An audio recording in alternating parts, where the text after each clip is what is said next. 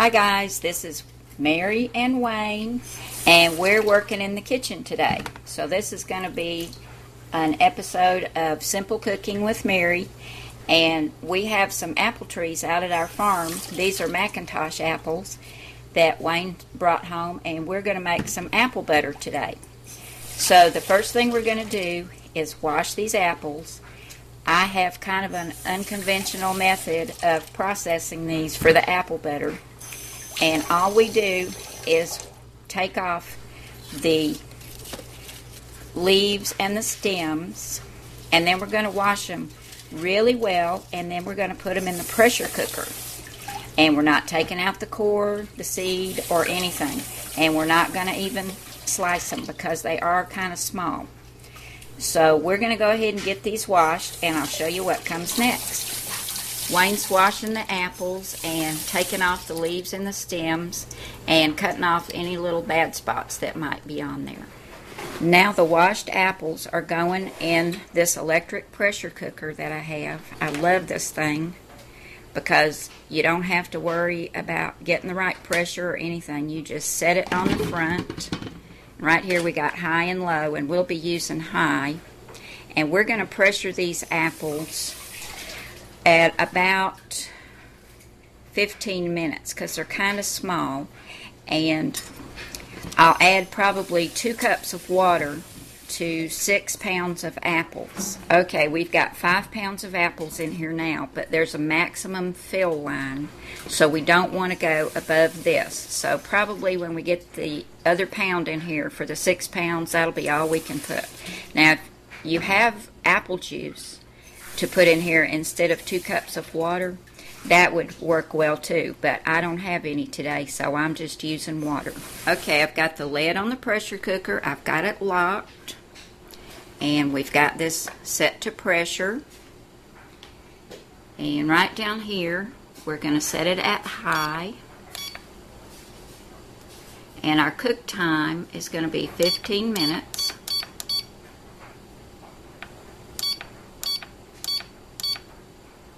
And then we'll push start. And we'll come back in 15 minutes, let the pressure off, and see what we've got. I've got a glass bowl here with a colander inside, and I've just been taking some spoonfuls of the pressure cooked apples, and I'm pressing them through the colander. And all the peels and core will stay inside the colander, and the apples will come out the bottom. This is going to take me a little while, so I'll keep doing this, and then we'll come back and get some spices and sugar in here and finish up on this apple butter. Here's the apple pulp that I pressed through the colander, and I've gone through it to make sure that no seeds or peel got through, and I think it turned out really nice, and it's already kind of thick. But we're going to add some spices and some sugar, and I'm also going to add some Splenda to this. And this is going to go in the oven. Now, I've measured out a teaspoon of cinnamon, a teaspoon and a half of pumpkin pie spice, and a half a teaspoon of cloves. And we're going to go ahead and put that in. And what you're going to need to do, because some apples are more tart than others, and everybody has their own likeness when it comes to certain spices and how much spice they like and how much sweetness.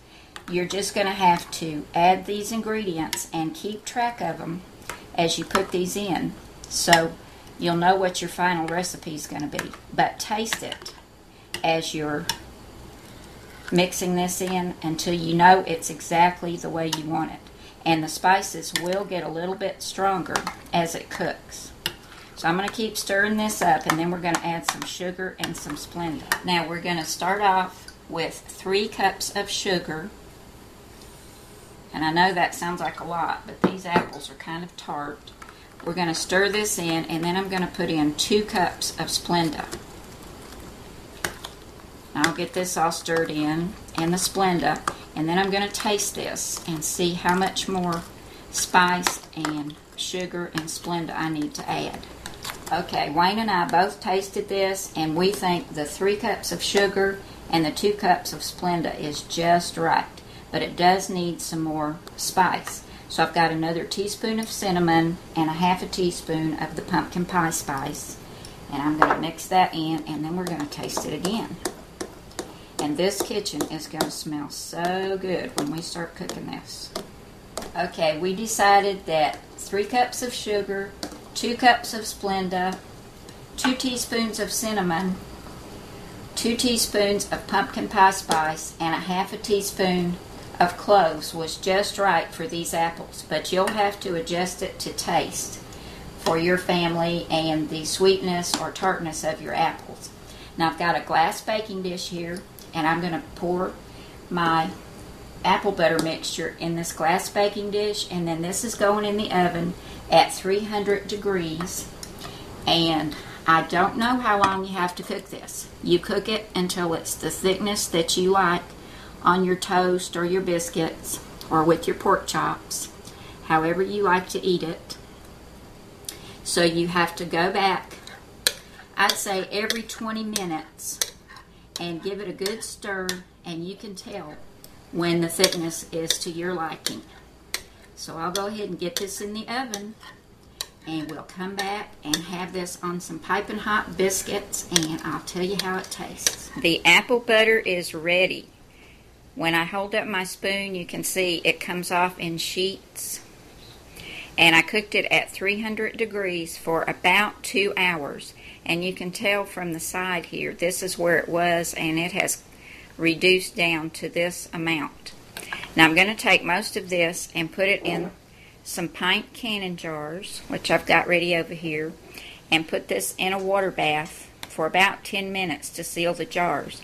But we're going to keep some out to go ahead and have on some biscuits in a little while. So I'll get this ladled into my jars, and we'll come back and see what this apple butter tastes like. Okay, Wayne, you ready to sample that apple butter? Yeah, let me check it out here. Got Wayne a nice biscuit there. We're going to see what it tastes like. Be truthful. Is it really good? That really is good. Well, I'm going to have to put this camera down and go get me a biscuit and apple butter. It's great. Okay, guys, I'm going to have the recipe for the apple butter at the end of this video, and you can just pause the video and jot it down if you want to. And I'll also have it over on my blog, Simple Cooking with Mary. So thanks for stopping by today. We've had a good time and hope y'all have too. I'll see you again soon. Bye from Wayne. He can't talk. His mouth is full. Bye now.